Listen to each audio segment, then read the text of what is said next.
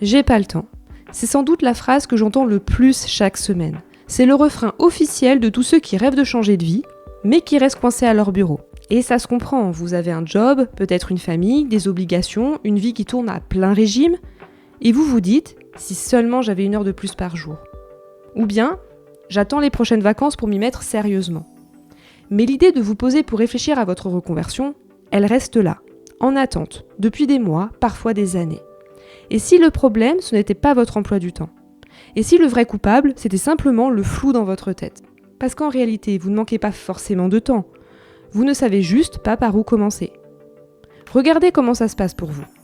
Votre envie de changer de job, vous y pensez tout le temps, ça tourne en boucle. C'est là le soir en rentrant du bureau, quand vous attendez votre train sur le quai, c'est là le dimanche à 18h. Vous notez des idées sur un coin de carnet, vous lisez des articles, vous écoutez peut-être même des podcasts de gens qui ont osé. Votre reconversion, elle occupe de la place dans votre tête, beaucoup de place. Résultat, une fatigue mentale immense, cette impression de tourner en rond dans votre tête sans jamais avancer, cette frustration de sentir que le temps passe et que vous êtes toujours au même endroit, vous vous en voulez de ne plus avancer alors que paradoxalement vous ne faites que réfléchir à ça, tout ça, ça vous vide de votre énergie et vous vous sentez comme paralysé, incapable de faire le moindre pas pour changer de vie professionnelle. Et vous en venez à penser que si vous aviez plus de temps, vous pourriez commencer à entamer des démarches, que ça serait plus facile. Alors, j'ai vu des gens avec beaucoup de temps. Beaucoup de temps. En arrêt, en transition, entre 2 postes, et ils n'avançaient pas plus pour autant.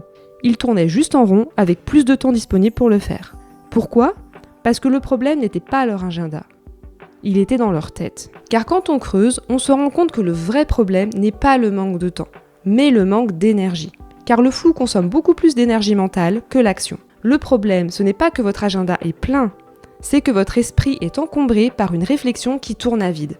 C'est comme laisser le moteur de votre voiture allumé toute la nuit, en espérant qu'au matin, elle aura parcouru 50 km. Elle n'aura pas bougé d'1 centimètre, par contre, le réservoir sera vide. C'est exactement ce que vous vivez. Vous n'avez pas forcément un problème de temps, vous avez une fuite d'énergie causée par l'incertitude. Alors pourquoi est-ce que c'est si épuisant ? D'abord parce que votre cerveau déteste l'incertitude. Pour lui, trop d'options, c'est comme être devant un buffet de 400 plats. Au lieu de manger, on perd du temps à choisir, à comparer, à hésiter, sans réussir à se décider. C'est ce qu'on appelle la fatigue décisionnelle. C'est neurologique. Face à trop d'options, trop de questions, trop de directions possibles, votre cerveau surchauffe. Et il ne sait plus quoi traiter en premier. Ensuite, parce que le flou crée une boucle infinie. Écoutez bien cette petite voix parce que je parie que vous la connaissez. Je pourrais faire une formation, mais laquelle ? Est-ce que c'est rentable ?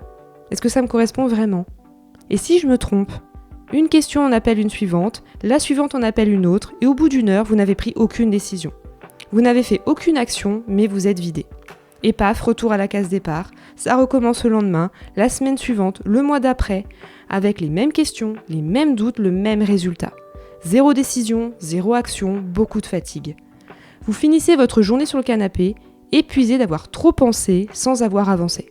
Le flou, c'est le premier voleur de temps. Et tant qu'il est là, peu importe combien de temps vous avez devant vous, vous ne l'utiliserez pas à bon escient. Ce n'est pas votre agenda qui vous bloque. C'est l'absence de direction claire. On a tous l'impression que pour se lancer, il faut avoir le temps. Mais quand vous saurez quoi faire, vous trouverez du temps. C'est presque magique. Repensez à la dernière fois que vous avez dû organiser un déménagement ou un mariage. Votre planning était déjà plein à craquer. Et pourtant, vous avez trouvé des heures cachées pour appeler des traiteurs ou remplir des cartons. Pourquoi ? Parce que l'objectif était clair, les étapes clairement définies. La clarté, c'est le carburant du mouvement. La clarté crée du mouvement, pas l'inverse. On attend souvent d'être prêt pour agir, d'avoir toutes les réponses avant de commencer. Mais ce n'est pas comme ça que ça fonctionne. C'est en commençant, même à tâtons, même une direction imparfaite, qu'on y voit de plus en plus clair. Vous n'avez pas besoin de savoir exactement où vous voulez aller, vous avez besoin de savoir par où commencer. Quelle est la prochaine étape ? C'est ça qui débloque tout. Sinon, vous allez encore vous retrouver devant votre ordi à 21h, à vous dire « Allez, je réfléchis à mon projet » et 1 heure plus tard, vous avez ouvert 12 onglets, regardé le prix d'une formation de potier dans le Larzac et fini par scroller sur LinkedIn en culpabilisant. Résultat, 0 avancée, 100% de fatigue en plus. Alors que si vous commenciez par définir une action concrète. Exemple, ce soir je vais lister 3 personnes qui exercent le métier de rédacteur et leur envoyer un mail. C'est précis, c'est faisable. Vous ne vous dites plus « je veux changer de voie », Vous dites « je vais appeler cette personne ». Et là, la charge mentale s'allège. Donc vous l'aurez compris, le problème ce n'est pas une question de temps disponible, c'est une question de savoir quoi faire de ce temps. Alors, comment est-ce qu'on fait concrètement ? D'abord, on se détend, vous n'avez pas besoin d'un plan parfait sur 10 ans. Vous n'avez pas besoin d'avoir trouvé votre mission de vie entre le fromage et le dessert. Votre job actuel, c'est de définir la direction de la prochaine étape. Donc aujourd'hui, on ne va pas chercher votre nouvelle vie, c'est trop gros, trop intimidant. À la place, je vous propose 3 petits pas. Le premier, commencez à écrire. Prenez une feuille et listez tout ce que vous ne voulez plus du tout vivre dans votre future vie professionnelle. Faire le tri, c'est déjà commencer à y voir plus clair. Deuxième pas, listez. Notez 3 pistes, même les plus folles, qui vous attirent depuis longtemps.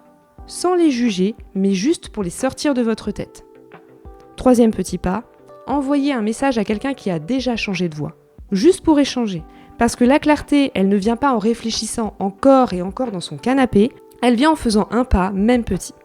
Donc retenez bien cette idée. Vous ne manquez pas de temps, vous manquez de direction. Parce que le temps, vous pourrez toujours en trouver. 20 minutes le soir, 1 heure le week-end, un trajet en transport en commun. Ce n'est pas grand-chose, mais quand on sait quoi en faire, c'est largement suffisant pour avancer.